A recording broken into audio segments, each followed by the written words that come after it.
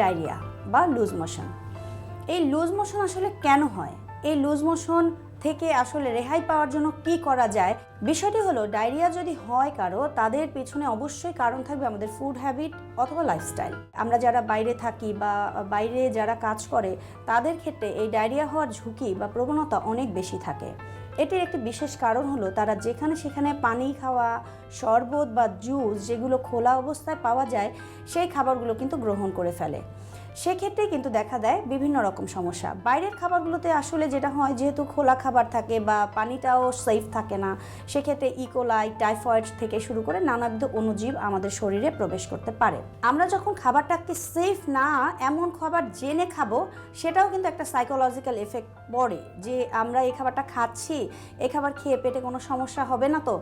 এই যে একটা চিন্তা করলাম, এই চিন্তা করলেও কিন্তু পেটের মধ্যে কিছুটা গন্ডগোল হতে পারে। যারা লুজ মোশন আছেন তাদের ক্ষেত্রে আমি অবশ্যই বলবো কি খাবেন কি খাবেন না, তার আগে বলবো কি খেলে ডায়রিয়া হতে পারে।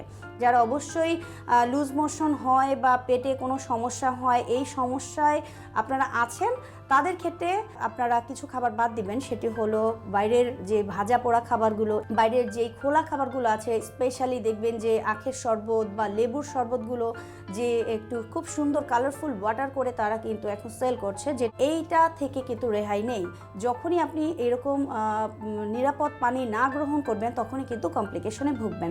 সেক্ষেত্রে যাদের লুজ মোশন হয়েই গেল, সেটি মাথায় রাখতে হবে, যদি লুজ মোশন হয়েই যায়, খাবারের ধরন কিন্তু আর আপনার সাধারণ দিনের মতো কিন্তু চলবে না। খাবারের ধরনটাকে অবশ্যই সহজপাচ্য করে দিন। এমন কোনো খাবার আপনার খাদ্য তালিকায় রাখা যাবে না যেটি আবার আপনার কমপ্লিকেশন বাড়াবে অথবা কমপ্লিকেশনটা দূর করতে কোনো হেল্প করবে না।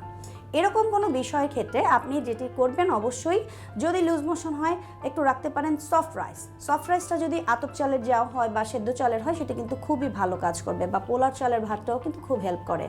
সেটা যদি আপনি একটু জাউ ভাত করে নেন, একটু দুপুরে বা রাতে আপনার একটু ভারী খাবার খাওয়ার প্রয়োজন হয়, সেটা কিন্তু আপনি খেতে পারেন। জাউ ভাতের সাথে কি খাবো, কিভাবে খাবো, এটি নিয়ে অনেকের কনফিউশন থাকে। আমরা কি ফিশ খেতে পারবো কিনা, চিকেন খেতে পারবো কিনা।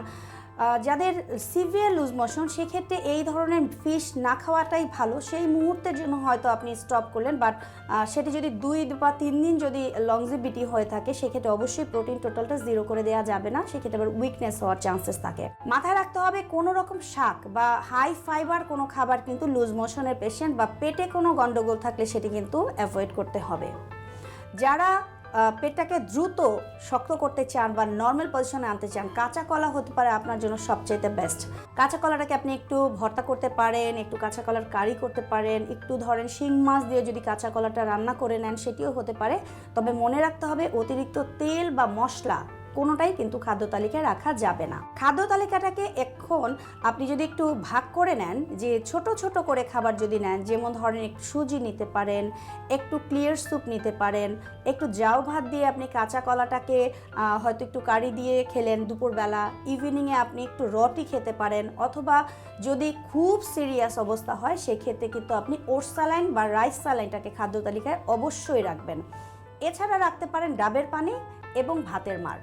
ভাতের মাড়টা আমরা অনেকেই একটু মনে করি যে কি একটা খাবার, এটা ফেলে দেই, কিন্তু ভাতের মাড় খুব ভালো ভিটামিন বি কমপ্লেক্সের জন্য, আপনার শরীরে ইমপ্রুভ করার জন্য বা ডায়রিয়ার পেশেন্টের জন্য ইমপ্রুভ করার জন্য ভীষণ এনার্জেটিক একটা খাবার।